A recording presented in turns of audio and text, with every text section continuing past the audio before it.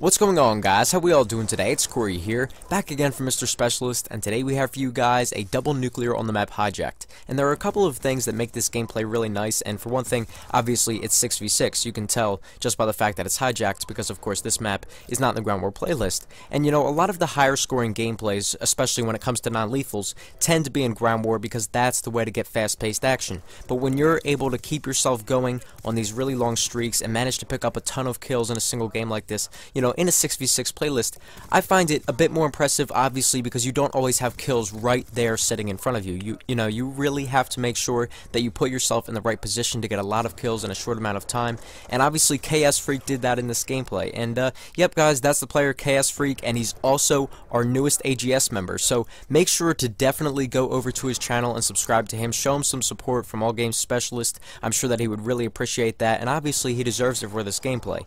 And one other thing that is worthwhile mentioning about this gameplay is that he was split screening in this game. So that's really interesting. I mean, I don't know if I've ever even seen that in a YouTube gameplay. Maybe I've seen someone split screening in a video on YouTube before, but I've never seen a nice, impressive gameplay like this while split screening. And for those of you who maybe don't split screen usually, or maybe you even never have before, it really is quite difficult. I've done it a few times in Modern Warfare 3, and half your screen is blocked because, you know, you have a much smaller space available to you on the screen. You know, it's really hard to read the minimap. It's difficult to even tell how much ammo you have at times. So getting a gameplay like this while split screening is really impressive, and that's something that we should all appreciate about this gameplay.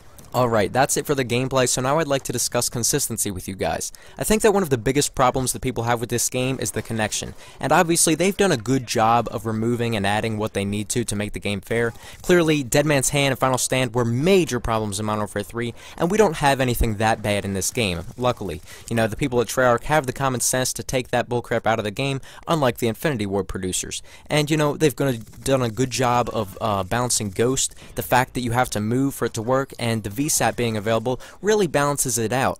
But no matter what happens, the game can't be entirely fair and balanced until the connection is close to perfect, and that can't happen, unfortunately.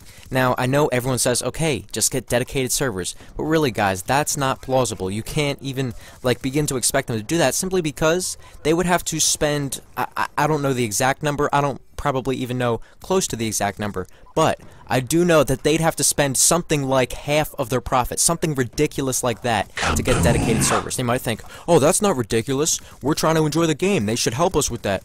But you know what, that's just, it's not how business works. Now, I know we hear all these, you know, stupid, silly little things that make us think, why can't they fix this about the game? And then we hear it's because of business. You know, most of the time that stuff is just stupid, right? But in this case, when it comes to dedicated servers, it simply can't happen. You cannot spend half of your profit on one thing to improve the game.